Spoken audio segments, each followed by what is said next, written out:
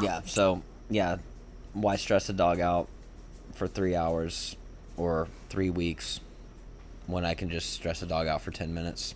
And does, I mean, nuances, of course, somebody can hear this and be like, no, because you shut the dog down and the dog is still going to be stressed. It's like, but the dog's going to be less stressed. And the dog's going to be able to start fucking working on other shit and stuff, which is It's going to about make it the less stressed. long-term results as opposed to what things are going to look like in a specific moment. Yeah.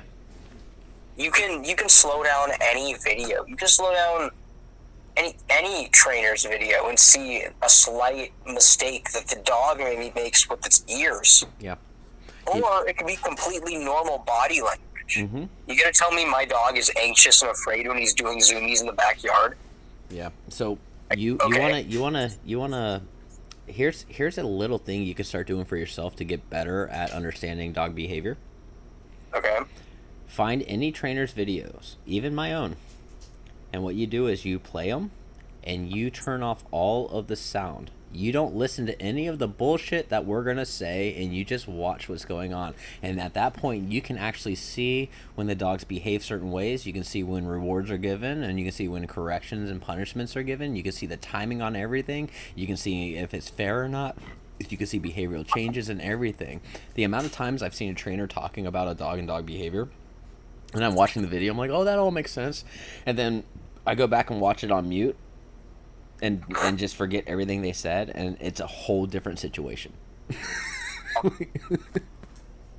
Yep, it's a good way. It's kind of like one of my hobbies I used to do was I would go and sit outside of a dog park, and I would just watch. I would watch dogs, and I would watch Oh, dogs yep. interact with each other, and I would learn so much about dogs and how they behave and interact and behavior just by watching them. Mm-hmm. It was fascinating. It is. It's super cool. Like, man, you know what's wild?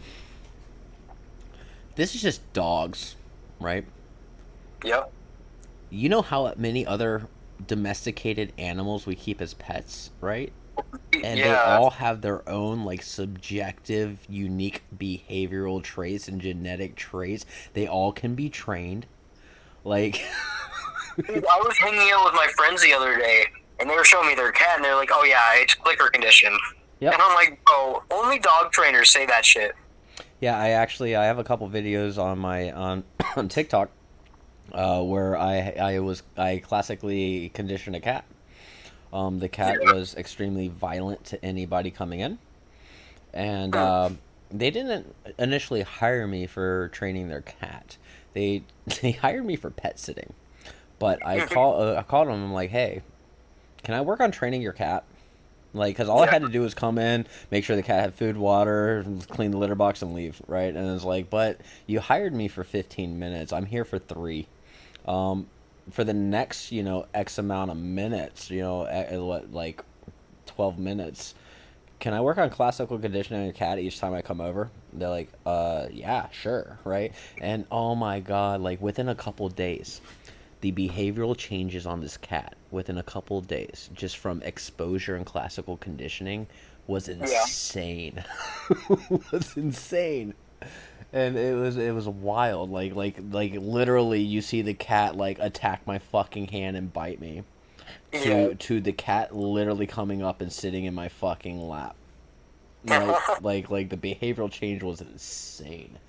That's awesome. Yeah, which was cool. Like it goes to show like any And how animal. did you work on that? Huh? Say again. How did you work on that? So we knew certain treats the cat was really into, so it didn't matter if the cat was stressed, it would still eat the treats, right? And so what I would do is I figured that the cat, when a cat acts like this, and the cat has been owned since it was a kitten by the owners, and it's acting like this, it's already telling me a superstitious association. There's never been anything happening in the cat's life that makes it want to act this way towards people, other than you know outside of reality, right?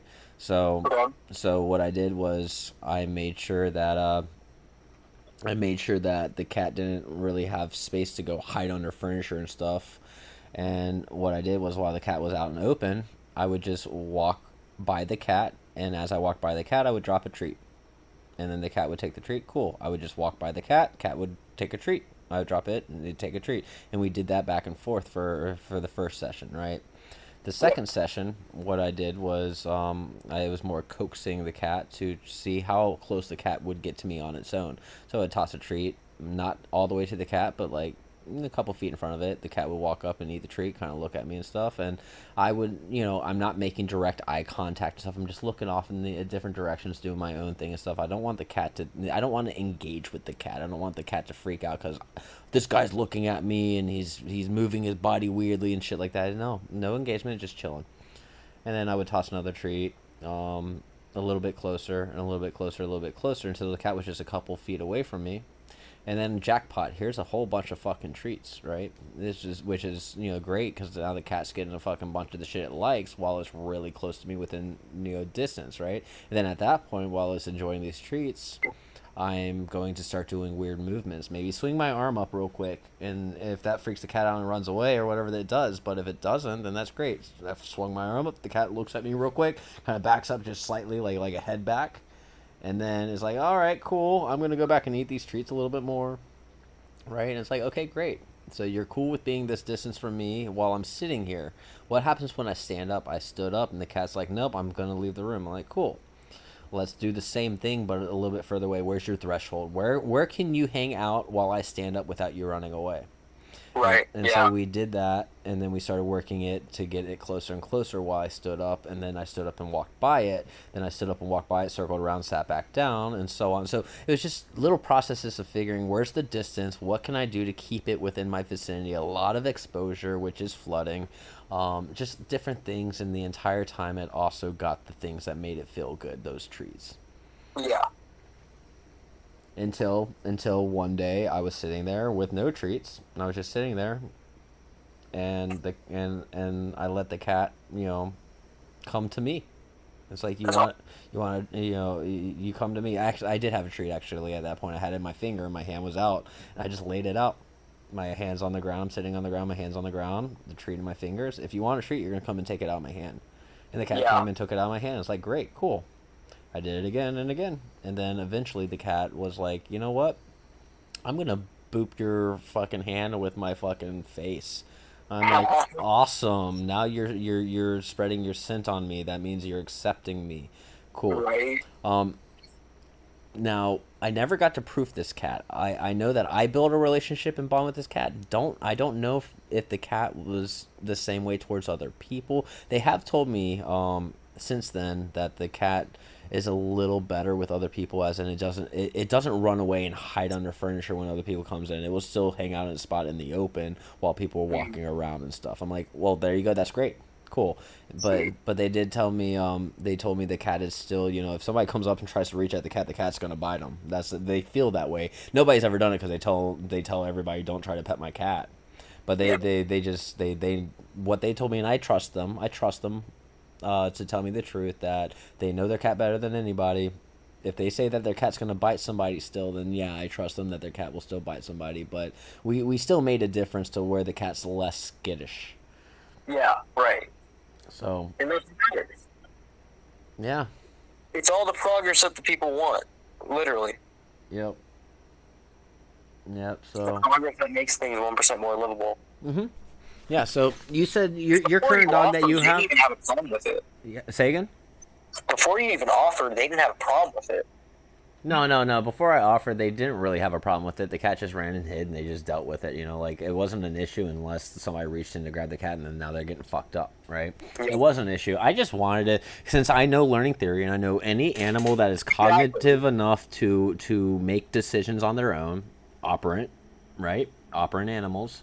They can learn, right? And they can learn through operant conditioning, classical conditioning, as well as other types of learning. But the things that we can control as humans is operant and classical conditioning. We can control those on a very high level. So we use them, right? And since I know cats can learn, I was like, I wonder if I can condition a cat. Like, I want to try it. Yeah, exactly. So you got 1% progress. Yeah, probably more than 1%, but you know what I mean. Yeah. But even so, I was curious. It's like, can I classically condition a fucking anxious, fearful cat that is absolutely gonna tear you up? Oh, I'm curious. Can I? I guess I can. that's amazing. Mm-hmm. So my next question for you, I guess, Yeah. is what's your least favorite behavior itself to train? I guess command, not behavior. My least favorite. Ooh. Let's say to train.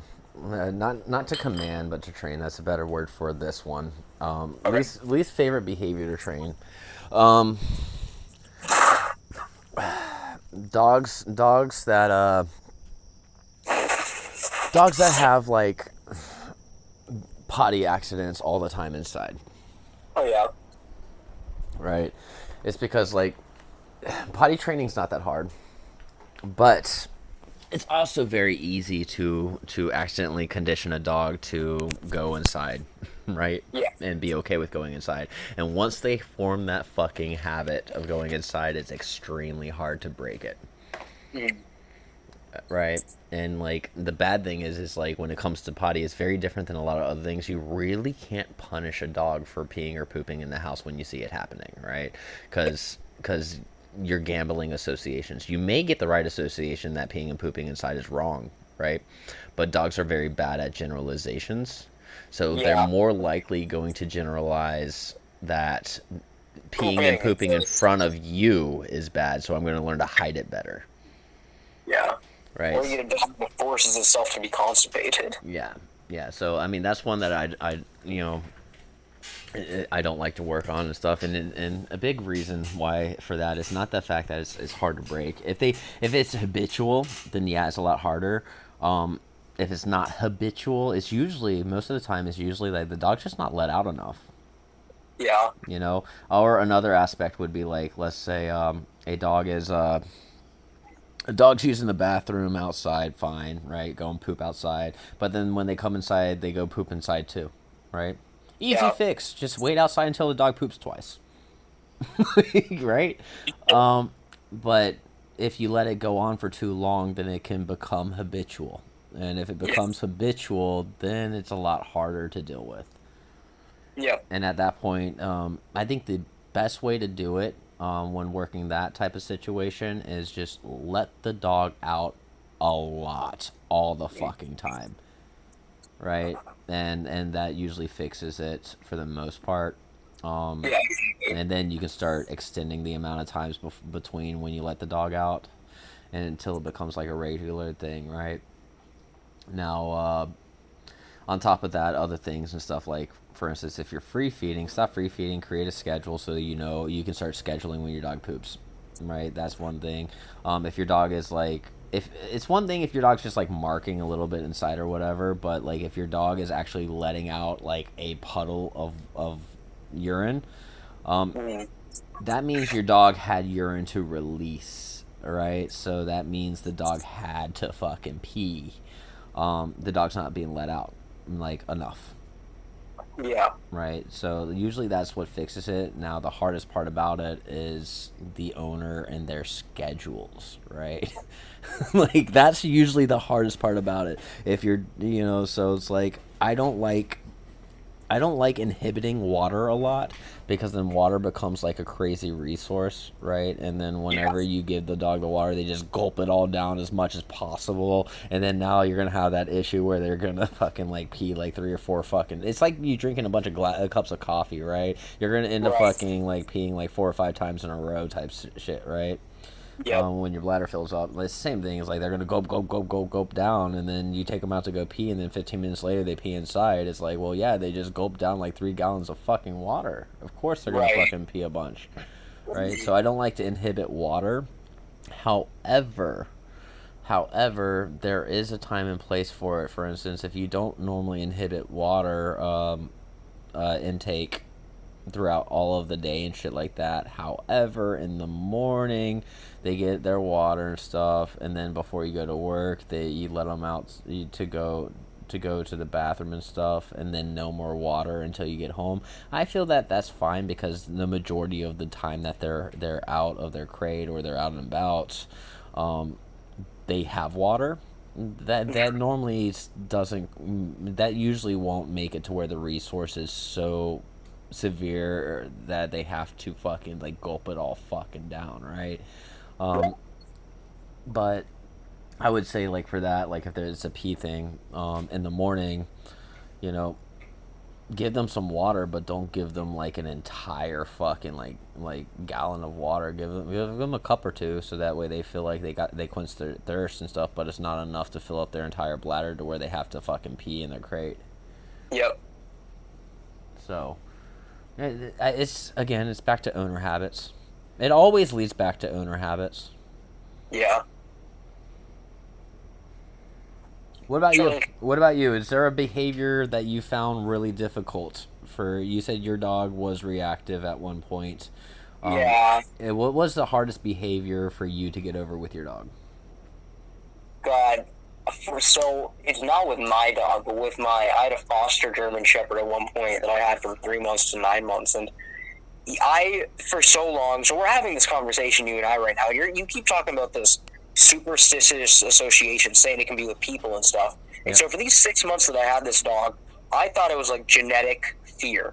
And now, like, you're making me think, like, was this shit genetic, or was this a superstitious behavior that he somehow developed through my socialization process? Yeah. So I think about it though, and I'm like, I literally raised Cedar the exact same way. I did this last German Shepherd puppy.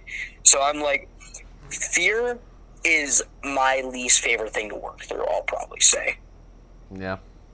Yeah. It's tough, dude. Like, it's tough. I wish it just didn't exist. So I would say I don't mind working through fear. Now, however, working through the fear, period, you know, through that, you know, what, like 9 months to 13 months, you know, that time frame when a lot of dogs, you know, are maturing. Working through that can be tough sometimes because there's a lot of little things that happen and stuff, and you got to do things right during that time frame to have a very well-rounded dog. Yeah. Gotta be careful. You do. Like honestly, when it comes to me and my own personal dogs, right? Like, obviously, I'm going to be different with clients and my own dogs, right? Yeah. Same. And because I get to raise my dogs. I get to raise my fucking dogs. So I'm going to do things certain ways that, you know, clients have never done. Because most of my clients aren't going to be like puppies that just, 8-week-old puppies until, you know, adulthood. Those aren't going to be most of my clients, right? That's what PetSmart gets. That's what these puppy trainers get, right? I get adult dogs, right? So, but for me and my puppies that I get, I have a couple, like, main focuses on puppyhood, right? Up to certain milestones, right? When I get a puppy, the very first things I focus on, my primary 3 things, is environmental socialization, play, and boundaries. Those are going to be the 3 things that I focus on primarily. I think environmental socialization is the most important thing. Getting that puppy to go everywhere, see all these things, hear all these sounds, be in all these environments, so that way as they grow and get to that fear period, all these things are so nuanced to them now that nothing's really scary. Yeah. Right? And that helps out a lot during that time frame. The play is really important for me with puppies because when it comes to play, that's how you build a relationship. That's also how you create a lot of inhibitions, like bite inhibitions when you're playing rough and stuff. That's how you teach an off switch. That's also how you teach impulse control. That's also how you start teaching the dogs when enough is enough. You can also build play drive while also reducing resource guarding and so on. Play is super important in so many different things in a puppy's life, especially in the main stages of development. So I think play is something more people should focus on at puppyhood. And then boundaries, obviously rules, right? You can't run out the fucking door when you want to. You can't go and tear up the fucking furniture and so on. I'm also very keen on 2 things. if I don't want to crate my dogs, that's fine stuff. But my puppy's going to be on a leash at all time until it's earned some freedom, then gets less leash, right? But normally it's going to be crate. You have a crate. You're going to be in your crate. If I'm not working with you to actually benefit something with your training or your life, you're going to be in the crate. If I'm not exercising you, you're going to be in the crate. If I'm not giving you mental stimulation, you're going to be in the crate. Basically, when you're out of the crate, I'm working you. And then outside of that, you're in the crate, right? Because it's a puppy. You know, like if I can diminish the amount of fucking bullshit things it can start associating as this is fun, then that allows me to really control the training of this dog and allow it to make better decisions as it gets more freedoms. Yep. So those are my main three things that I focus on puppies.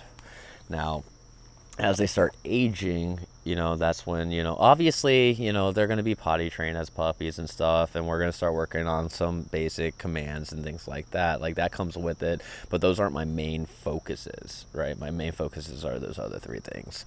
But me as a trainer, I like, if we're not talking about B-mod, but we're just talking about pet dog training, I like to call it more of a holistic approach, as in, yes, of course, we're going to have safety commands, you know, recalls, sits, downs, implied stays. You can have place if you want to. I don't really see place as, like, super important. It's fun and stuff like that, but, you know, if you do all these other things that I was talking about before, then you don't really have to have a place command, right?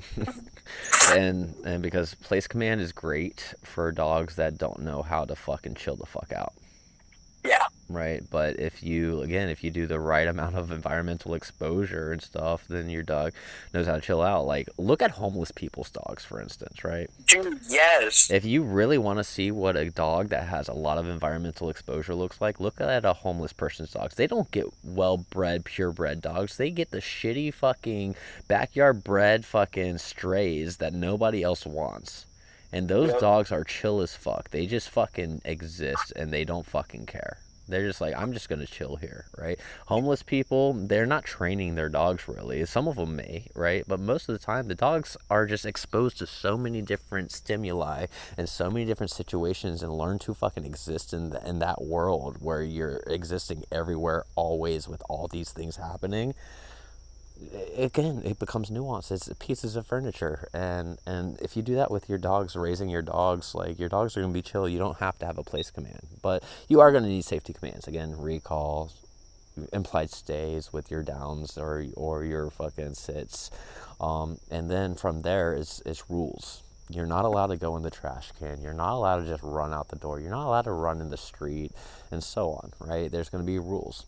After you have these groundworks of, here are solid rules, and we never change these rules are always here, we are consistent with these rules, and here is our actual commands, our safety commands, right? Outside of that, dogs can be fucking dogs, right? And I think that's the glory of it, right? Like, if you want to do anything else, like, let's say your mental stimulation is training and you start doing trick training stuff because the dog loves it and you're mentally stimulating the dog that way. Cool, perfect, right? But that's all just fucking icing on the cake, dude. That's sprinkles. Like, you don't have to have that. Like, my dogs are extremely well trained for the things they know how to do. But my dogs are not going to do a perfect heel. My dogs are not going to center. My dogs aren't going to place. Like, they have different commands and stuff. There's certain commands that I've taught my dogs for certain things. Like, my Catahoula, actually, this is a cool one you'll like. Her place command is kind of interesting, right? It's because she works with me with B-mod cases. We're out in different environments all the time, and sometimes because of the stressful situations, I need her to hold a place somewhere, right? And I need her to know where it is, to where to back off to, so for her safety and the other dog's safety and so on.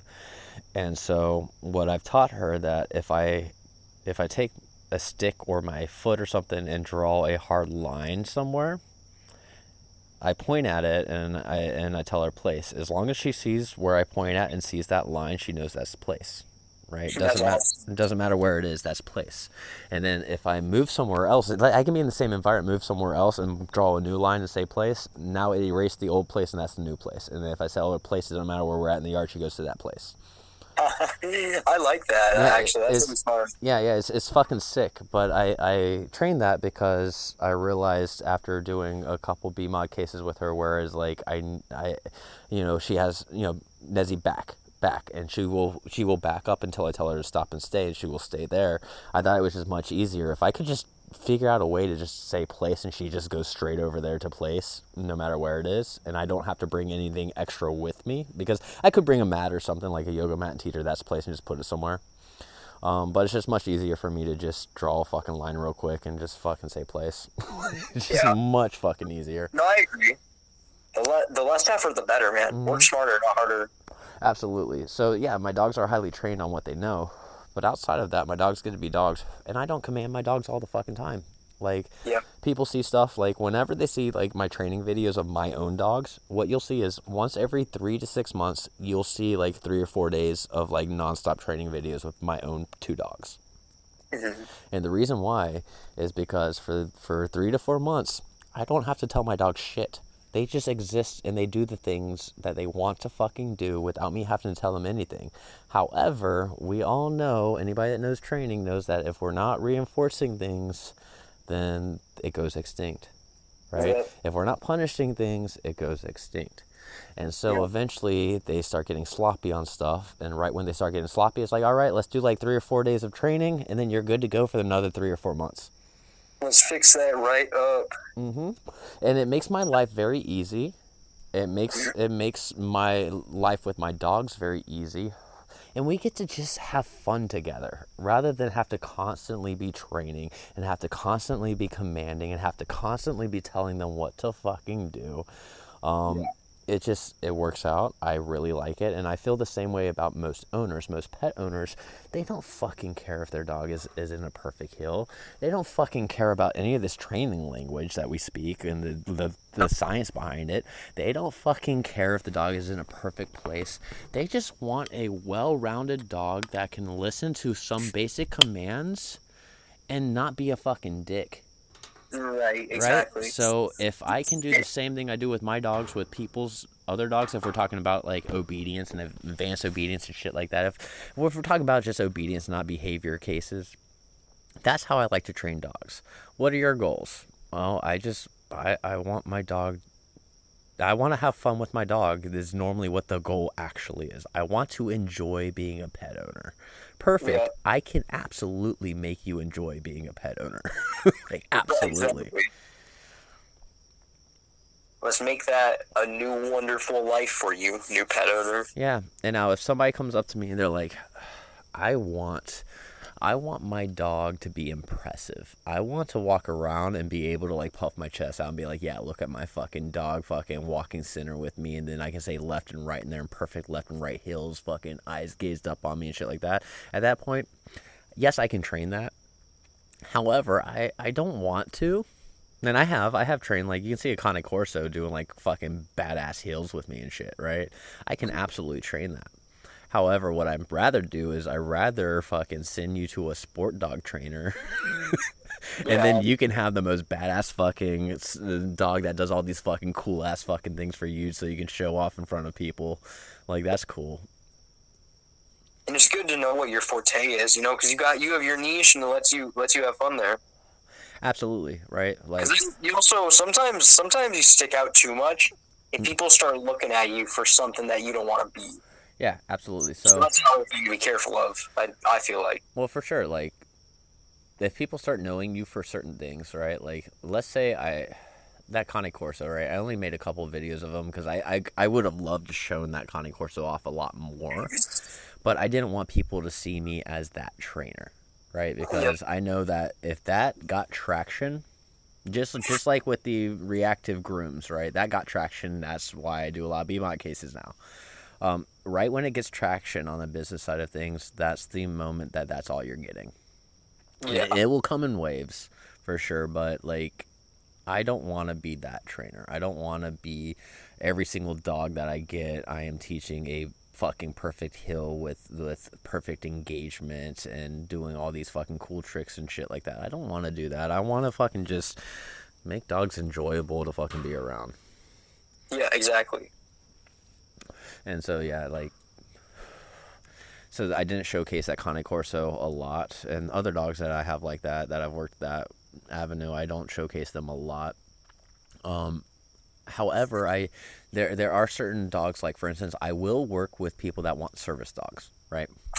Yeah. Absolutely 100% every single time somebody's like, I want a service dog, I can work with you. However, here's the stipulation, right? I'm not a service dog trainer, but behaviorally, I can 100% get your puppy to grow into adulthood to have the most amazing behavioral like outlets, right? Like its behavior is going to be service dog behavior. It's understanding of the world around it, its exposure, like all the things we were talking about is exactly what you need a service dog to be. And then from there, we get you a service dog trainer to teach the dog how to do different tasks that you need for the service work. Exactly. But yeah, I mean that's my biggest thing right there. For you though, what avenues? And you said you wanted to be a sport dog trainer. Is that still a thing? Is that what you want, or what do you want to do? Not necessarily like a sport dog trainer. So for me, I want to compete simply because I don't have firsthand experience right now. I'm also currently unable to drive, so I need something that shows like, hey, I'm not completely incompetent when it comes to this stuff. I literally go to an obedience club. I went for maybe 4 months out of the entire last year. You know, like this is all me. This is my dog that I trained this high level. Yeah. And so now I can be like, hey guys, look, I got some shits that I can show. And so from there, I personally feel like I can propel myself and be like, look, I'm not going to be your B-mod guy, but if you want to learn how to get a good relationship with your dog and create amazing foundations and set the dog up for success from the start, we can work on that. And I feel like over time, I want to learn how to incorporate B-mod into stuff, because right now I feel like I understand how to foundationally set a dog up for success. You know what? And I think when it comes to other things, I feel a lot more sidetracked. And this is why I actually enjoy like the R+ community that stay in certain lanes, right? Puppy trainers, for instance. Yes, we need good puppy trainers, and we need to promote, honestly, we need to promote more people going to training classes and lessons with puppies, because if you set the foundation with these puppies, guess what? We don't have B-mod cases anymore. Exactly. Right? And I honestly, I really wish there would be one day, I know it would never happen, but I wish one day I'd be without a job. Because if I personally, me, am without a job, that means no more dogs are B-mod cases. Right. Right? That's all that means. And that means people are finally getting off their fucking asses and working their dogs appropriately how they should be at puppyhood. That'd be a wonderful thing, actually. Like, it's scary to be like, oh, fuck, where's my job? But at the same time, it's like genuinely what you would want. Dude, so I would go back. Like, that's how I started. I started with puppy training. That's where I started. I started with puppy classes. And if you told me that in the future I would be without work on B-mod cases, and me as a pet dog owner, I would just have to sit down and be like a fucking foundational puppy trainer. Yeah. Are you telling me all I have to do is give treats all fucking day? Like, all right, I'm down. Like, fuck it. Like we solved the one issue. Let's fucking do this shit, right? I'd be fucking down. You know, like the reason why I'm not down, the reason why I'm not a puppy trainer right now is because I get more out of it. When I see an owner like take that first breath of fresh air and like that relief I see from an owner, like, dude, I get my rocks off on that shit, dude. Like that's fucking hell yeah. Like, it makes me feel good knowing I made that big of a difference in somebody's life. However, if that's no longer existing, you know, in a perfect world, then yeah, I wouldn't mind going back to puppy training full time. I really wouldn't. Now, foundational work, honestly, we need more of them. However, I think, like, let's say that's what you want your niche to be. Puppy foundational work, or Oh, no, not even forever. adult dog foundational work, but in general foundational work that's a lot less of the reactivity type cases, but just more so of like you have an all right dog that just doesn't have rules and guidance yet, and we're gonna work that, right? I think more balanced trainers need to be puppy trainers. Yeah. I think the puppy training in part of the industry is completely controlled and overrun by the force-free world, which is not bad because 99% of puppy training should be reward-based anyway. However, they still need rules, and puppies still need fucking feel like corrections and I feel like punishments. puppies need to be shown appropriately how to deal with the pressure that comes with it. Yeah. Fair punishments and fair Gentle, pressure. hey, look, here's how a slip lead feels. Correct. I'm gonna click and you're gonna get a little cookie. Yeah, By they the end of the definitely week, need. I can move you with fingertip pressure anywhere around me. You're basically orbiting without me teaching you orbit. Yep. Another thing you can think about too is if you like that stuff, right? Also think about cooperative care. Yeah, I love cooperative care with my own Right. dog. Not enough people, especially like most dogs out here need grooming. Yeah. Most dogs do. Most dogs don't learn cooperative care at puppyhood, No. right? If more dogs understood cooperative care and was more willing to allow you to physically do things like control their bodies in space. Yep, exactly. I God, completely you know agree with how that. many people would be in better situations? Hell, even veterinarians would be in better situations. And that's exactly what I mean, by the way, when I say like all foundational training, because my brain is thinking of all of these little micro aspects too. Yeah. It's like the foundation includes everything. It includes the things that people don't recognize as part of the foundation. It is. What do you mean you want to introduce my puppy to a lawnmower in case he gets out into the yard one day? Like, yeah, puppies stay on place while lawnmower's out. Yeah.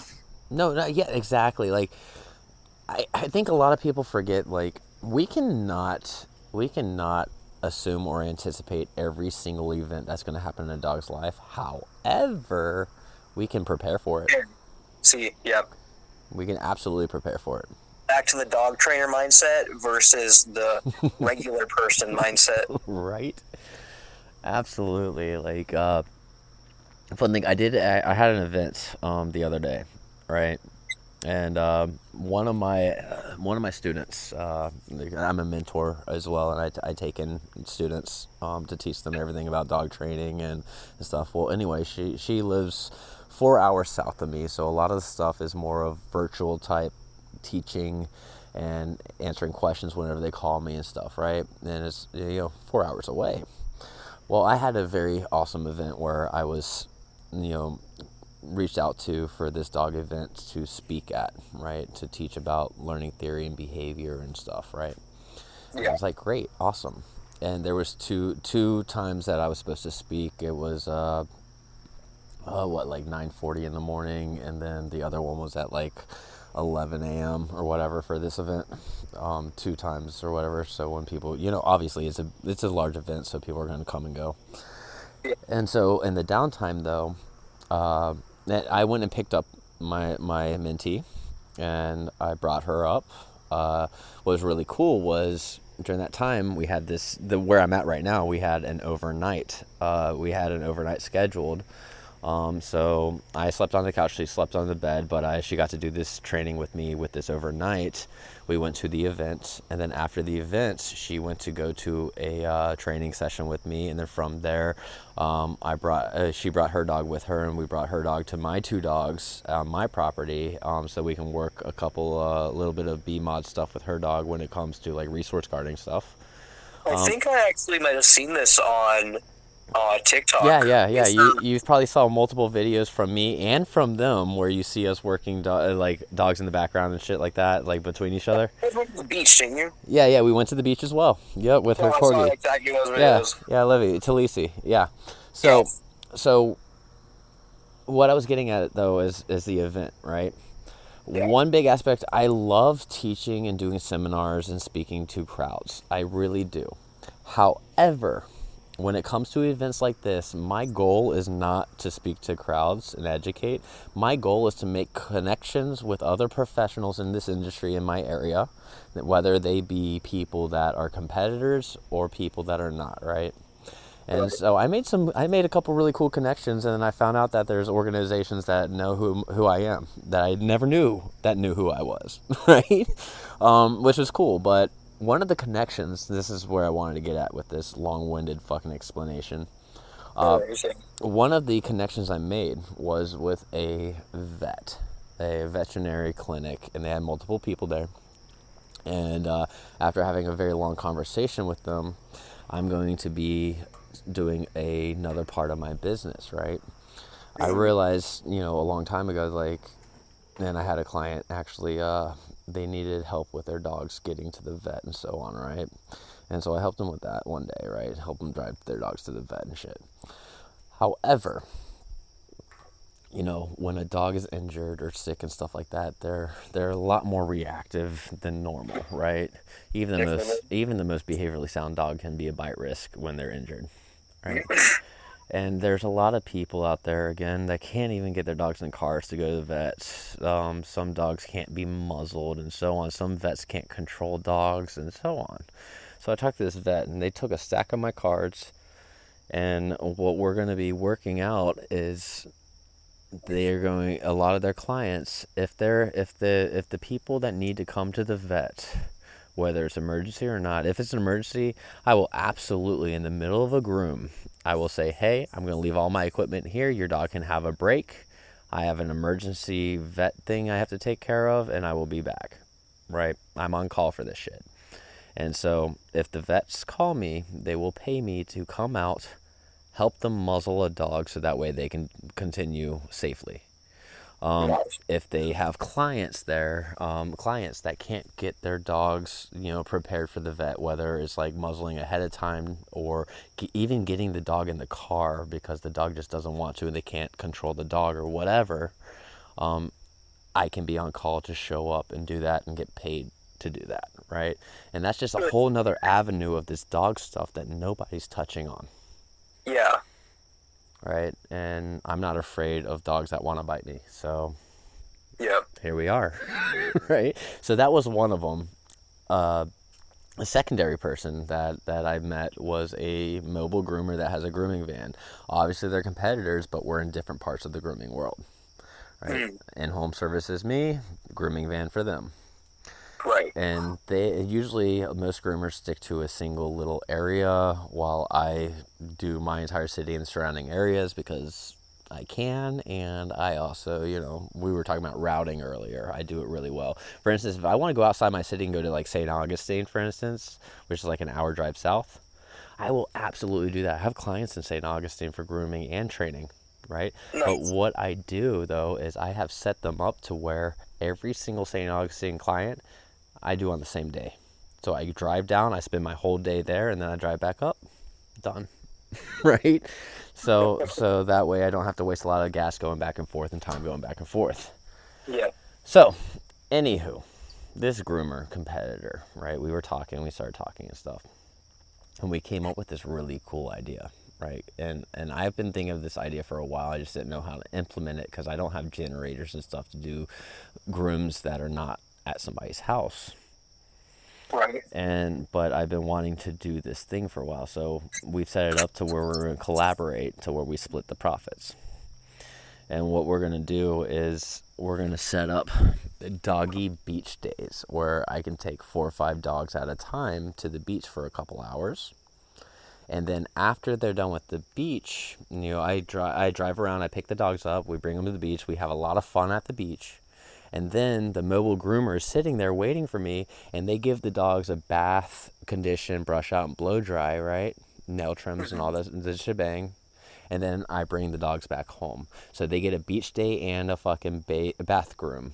Nice. Right? And then we do that throughout the day or a couple days a week or whatever. And I think it would just be so fun to just go out to the beach, make money playing with a bunch of dogs at the beach. Right? Right? And these are not behavioral cases, obviously. These are dogs that are friendly with other dogs.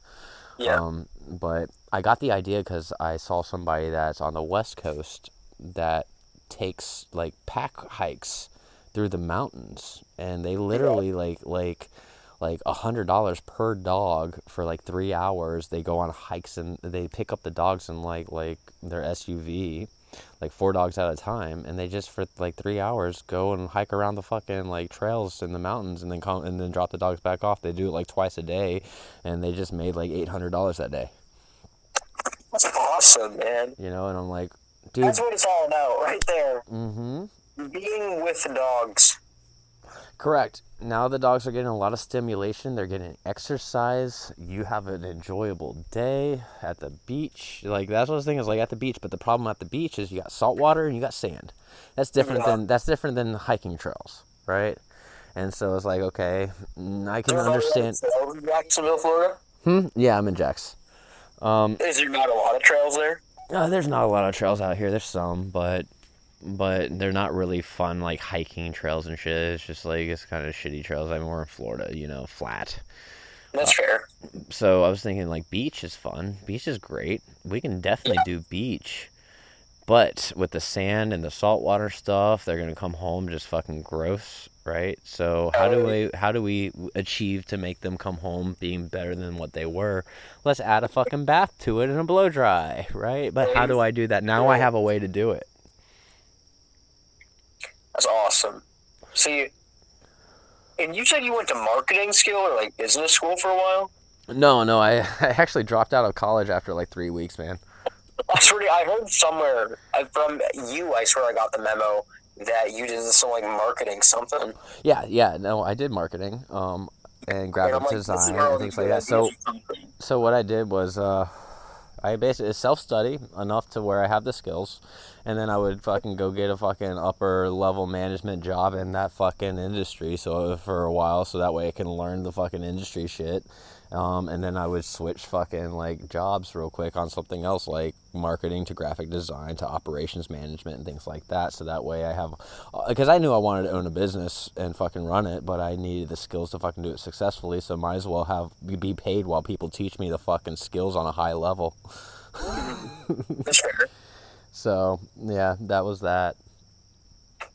Now the third person at this event was pretty interesting, dude. So it's a hound rescue. Okay. Right? They rescue bassets. They rescue freaking curs, catahoulas, any type of hound you can think of that can be rescued. You know, blue ticks and so on. Right? They rescue. They were there, and I went up and introduced myself, and you know, once they saw my card, they're like, holy crap, like, you're Patrick, you're with Jurassic Park. I'm like, yeah, that's me. And they're like, yeah, we know about you already. I'm like, really? Yeah, we tell a bunch of clients about you to reach out to you for training. I'm like, huh, that's interesting. And it's like, how? It's like, oh yeah, no, a couple of the people that's adopted dogs from us have used you, and then they came back to us and told us about you. Awesome. I'm like, that's really cool, but now we get to meet face to face, and here's my cards. And going forward, you know, when you have rescues and things like that, they usually give like packets out to the new owners and stuff. What they're going to start doing is putting like a little like page flyer type thing that I've made for them, so that way anybody that adopts a dog from them, whether it has behavioral problems or it's a puppy or whatever else, they can call me for training sessions. That's sweet. Yeah, dude. So yeah, I made some really good connections, and that's something like, again, you can do as well.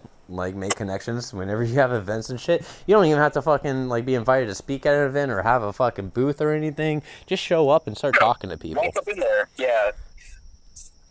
Showing up, talking to people.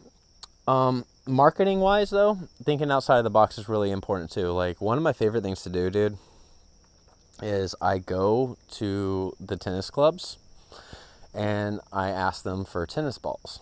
And the thing about tennis clubs is people will buy tennis balls, brand new tennis balls. They'll use them for 1 or 2 matches, and then they throw them away. And the reason why is because they start deflating, right? But they're still perfectly good, almost brand new tennis balls. So I can get like 1,000 free tennis balls in a go, right?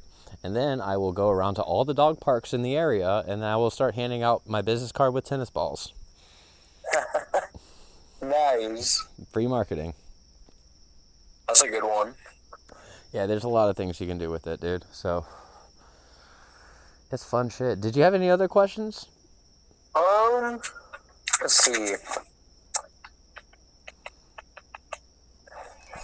Have you ever thought about competing with your own personal dogs? And if you have, what do you think is stopping you from really getting out there? Yes and no, right? So I have thought about competing with my dogs. And my husky, I plan on doing it soon. There's nothing stopping me. I'm just waiting for the fucking tournaments to come around.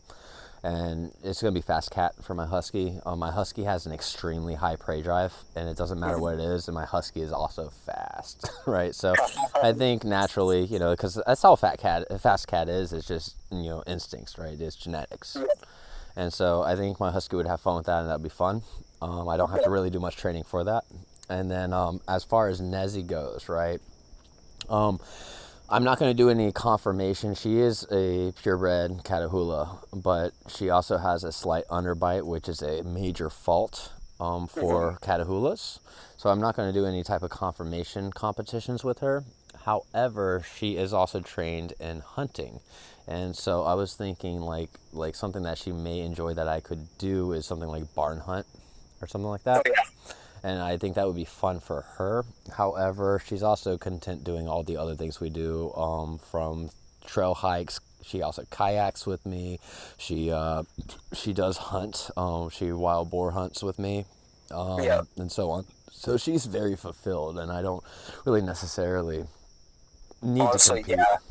As someone who does like the sports, and I'm like on that side where my friends do it too, it's nice if you have the extra income and you're like, it's just nice and fun to do, and I think it's pretty cool, and I maybe want ribbons, and I want to like title my dog in this. Like, it's fun for that. So but I do have a dream though. I do have a dream. You might like this, right? What's the dream? Okay, so I want to get a Dutch Shepherd. Yeah. Right, and I want to do agility. Goofy. However, this is the dream, right? This is how intense I want it to be. You know how, I'm sure you've seen agility plenty of times. Yeah. Everybody, like a day or two in advance, everybody gets the layout of it, and then at home they kind of make a mimic course and they practice it a couple of days in a row, right? Right. And then when they're on the course for agility, they're running around yelling commands and getting their dogs to do the things, right? I want to have my dog so fucking well trained that I can sit there in a chair without moving at all and just yell commands, and my dog does everything perfectly. That'd be nice. Right? I want to blow people's fucking minds. That's what I really want to do. Like, I don't care if I'm winning fucking ribbons and shit, because it doesn't matter if I win ribbons. I'm doing agility without having to move a fucking foot. Yep. Right? And that says a hell of a lot more than winning fucking first place on that ribbon. Hey, that's what's up, man. But you know what? I respect it. Right? And basically, that's really at that point, that's me puffing my chest out as a trainer, right? That's literally just bragging, right? Is like because agility is mainly old ladies anyway, right? So all these old ladies losing breath running around, and here is old ladies or their border collies, young guy and his Dutchie. Mm-hmm. Nice. You have this young guy in his Dutchie that's just sitting there, just yelling commands, and the thing is, I'm also a bit of a troll, right? So like, actually, Nezzy has learned agility, right? She knows like the weave poles and how to jump over the the pole jumps and shit like that, right? So Nezzy is trained in agility because I thought it was interesting and fun and something we can do in our backyard, right? And however, the troll side of me is, we already know it doesn't matter what command we give as long as it has the right association, right? Yep. So I don't give the regular agility commands. When it comes to the weave pole, for instance, I yell wiggle, wiggle, wiggle. Oh my god. And Nezzy does the weave pole, wiggle, wiggle, wiggle, right? Right? And like with the jumping over the fucking like pole or whatever, or I tell her to pop off. Like, Pop off. Right, pop off. And she's like, oh hell yeah, I know what that means, right? Like, it's funny as shit. Like, so I was thinking like I could come up with all these weird ass fucking words and commands and made up shit, and nobody knows what I fucking mean. Right. And I also would love to fucking get a dog and like train it and opposing commands. Like Oh yeah. so when I say up, they sit down. When I say sit, they stand up. When I say left, they go right. Type shit. Just to fuck with people. Confuse the fuck out of myself. Mm-hmm. I just think it would be really funny. Why you doing the wrong thing, dog? You say leave it and they go further in. You tell them get it. You tell them get it and they come. Like you need to like write that shit down. And be like, you gotta name the dog Opposite Day. Yeah, it's something like that, right? It has to. Yeah, the name has to literally say what's going on because it would just make so much more sense to people if they knew that. But like the dog's name is Opposite Day, and they're you should name the dog Leave, and its recall command is always just leave. Come. Right. Come to me. Right. Or you could just like straight up like every single fucking command is like some like derogatory fucking word. Don't say that too loud. Get over here, scumbag. Yeah, exactly. Yeah, that's just a casual day. But that would be fun and stuff. But no, like what's stopping me from competing right now is just the fact that like my dogs are fully fulfilled right now. And that's the biggest thing. They're fulfilled, and I'm busy right now. Like if I find myself some more free time to focus on things like that, I would. But right now my focus is on my business and growing it, and so that's where the focus is. But eventually, I'm sure I'm gonna find a bunch more free time, and if I do, you'll definitely see me competing because, like, here's the thing, right? Like. Somebody called me very egotistical for saying this before, right? And I'm going to stand by it. Okay. When it comes to my knowledge and understanding of the science behind dogs, right? Learning theory, behaviorism, and so on. This is not the egotistical part. I've been told like the reason why I can fucking have seminars with doctors in psychology and stuff is because my level of knowledge on that is up there in the doctorate's level, right? Yeah. However, here's where people say that I'm vain or I am egotistical is if you put me and Ivan Balabanov in a room, like I don't see him as any better than me when it comes to our understanding of dogs. I don't. I really don't. I think me and him would be equal, eye to eye equals with our understanding of all the science behind dog stuff. And I honestly think when it comes to B-Mod, I think I supersede Ivan Balabanov in B-Mod training. However, you put a sport dog in front of me and him, he runs circles around me, right? That's kind of because what our niches are, right? Now, people will say that's very vain of you to say. It's like, what, because he has a bigger following? Because it's like no, it's literally how it is. The thing is Ivan is very, very well I don't know if you know who Ivan Balabanov is. No, yes, I'm aware. Yeah. So the reason why people think I'm vain for saying that is because Ivan has multiple like world titles for his sport dogs, right? They're pretty much his entire gateway path for why people should listen to him on reactivity cases. Yeah. Now the thing, yes. Yeah, but the thing is like, I won't take a sport trainer and tell them to teach B-Mod, just like I won't take a B-Mod trainer and say teach this dog sports. It's very different stuff, right? I actually made a video earlier today, specifically because I got a text from a client talking about like I made a quick realization and I let them know, hey, don't do this because you're creating a certain type of pressure that's actually creating frustration, that's building drive in the dog to do the thing you don't want it to do, right? Yeah. And the only reason why I know that and was able to get to that is because for the last 2 years I've been jumping outside of my niche and I've been studying up by talking to trainers as well as decoys in bite sport. Yeah. And by understanding how they happened. Say again? Do you mind sharing with me what happened? Oh yeah, sure. It was very simple. It's a dog I've worked before, and the dog had extreme aggression towards people as well as barrier aggression, Mm-hmm. and we've solved most of it, but every so often the dog still gets overstimulated, so on. So I'll get follow ups here and there. On our last session that we had, he was using spatial pressure to block the dog from wanting to charge the fence when somebody was walking by with their dog, right? Yeah.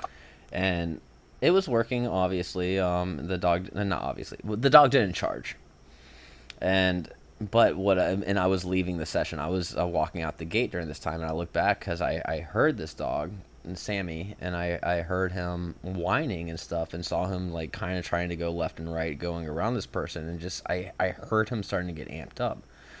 Yeah. So a couple years ago, I would have just been thinking, okay, the dog sees a person and wants to charge. He's still going through his emotions with this stuff, right?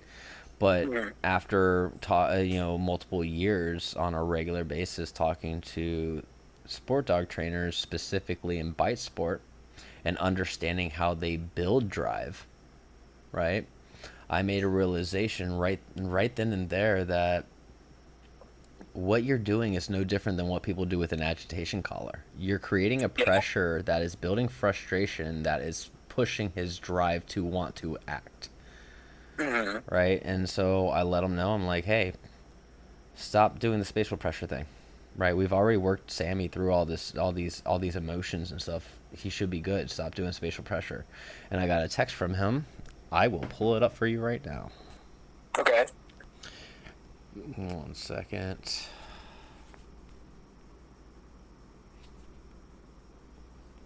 Shane, his name is Shane. He said, "Holy crap, you're right. Not applying spatial pressure to Sam when someone walks by the house works so much better. 3 perfect calm reactions to strangers tonight with me just being nearby giving a leave it command." That's awesome. Right? And I would, like, without going outside of my niche to learn other people's practices, I would have never ever even thought of that You know what? Yeah, you know? I agree with that, and I can honestly, now that you mention that, I feel like I've seen the same in my own dog, Mm-hmm.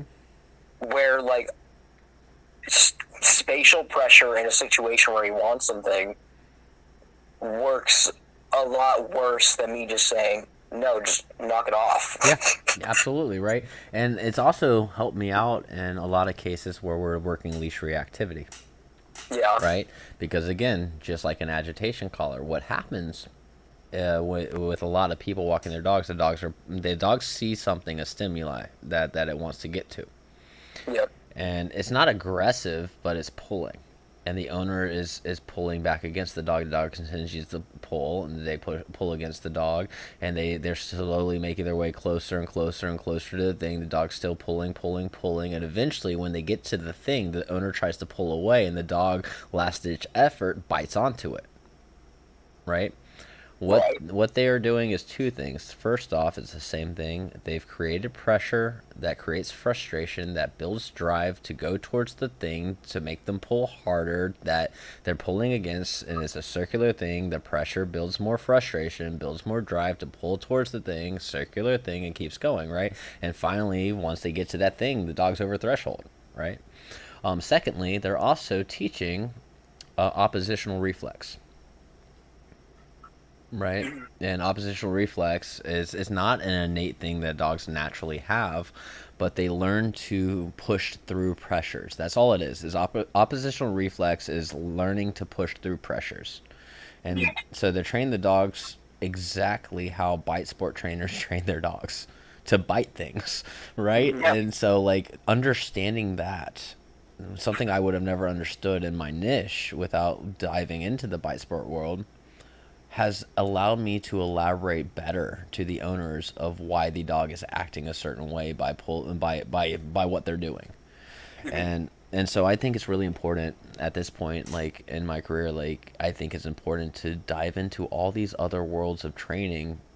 Even if I don't want to do it for a living, it will better me as a professional. Yeah. I can see that. But hell, if I could get some fucking like grandmaster fucking international titles and shit like that, it would put me on the map too. Right? It's just not something that I've actually went out of my way to do. I'm sure I could. And okay, that might be ego. That might be ego. That right there might be ego. But I do think there are certain competitions, certain types of titles that I could probably get some fucking badass fucking awards for that people will start recognizing me for. You just need to create your own Guinness World Records so you can create the record without anyone being able to ever beat you because you rigged it in your favor. Right? It's like that what's the South Park episode with the do you watch South Park? Yes. Yeah, Okay, of course. so there's a South Park episode where that guy from I think U2 or something, whatever his name is, he was always number one because he was born a number two. You know what I'm talking about? Yeah. Yeah, it's like that. It's like that, like myself on the episode, but yeah. yeah, like he basically is able to like the reason why nobody can beat his record is because he is the record for the shit. That's what's up. You know, it's like that. Like, yes, I'll create. Well, I've been working for a while now, a couple years now. I've been working on a training course for dog trainers. And I'm trying to get it nationally recognized because there's very little amount of training courses out there that are nationally recognized that allows for tool use to the level that we use them. And I'm trying to do that. The problem is the organizations that accredit you are backed up by the other organizations that don't want you to use aversives. Who fucking who? Mm-hmm. However, I don't think, like, as long as I have, like, I do have friends that are neuroscientists, psychologists, and so on, and, like, for instance, a PhD of a friend of mine that's a psychologist is also, was a military veteran that was a dog trainer and handler in the military and outside the military as a doctorates in psychology, works with veterans, and then also trains service dogs. He's written multiple books, and he recently was invited and spoke at the International Working Dog Conference, where basically NATO changes the ways they train fucking military dogs type shit, right? That's really fascinating. So yeah, and me and him will be doing like virtual seminars together soon enough. We've been talking about it for a while, but he's on board to help me out with this stuff. But if I have enough people like him on board to review and make sure that my training certification is on par with the science and understanding of dogs and everything, I don't think I need to go through one of those other organizations to say you're accredited. I think it would be well established enough due to the scientific bodies that support it to where people will recognize it. Because, I mean, who are the bodies like I've always thought about that too. Like, who are the fucking bodies that fucking say, like you're accredited, right? It's like the people that claim that you're accredited are the people that wrote the fucking books on whether you should be accredited or not, right? Like who certified those people?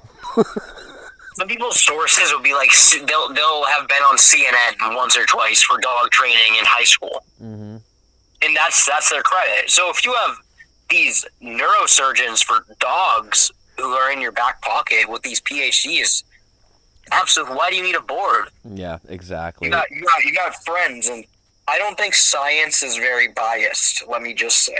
No, it's very unbiased. There's a lot of results are biased. The only fucking reason why the science behind dog training is so quickly able to be argued against is because the studies out here are definitely supported because they have to be paid for and it costs a lot of money, are supported by different organizations that have an agenda.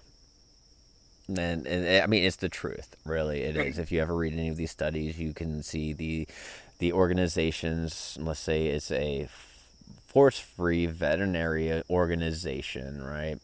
they have an agenda to stop you. They don't want, different types of aversives being used. Okay, there's my agenda. So let's make sure that if you're going to do a study for me, the results are going to match what my agenda is. So I'm not going to allow you to do this, that, and the other, because that's going to skew the results in against my favor, right? Yep.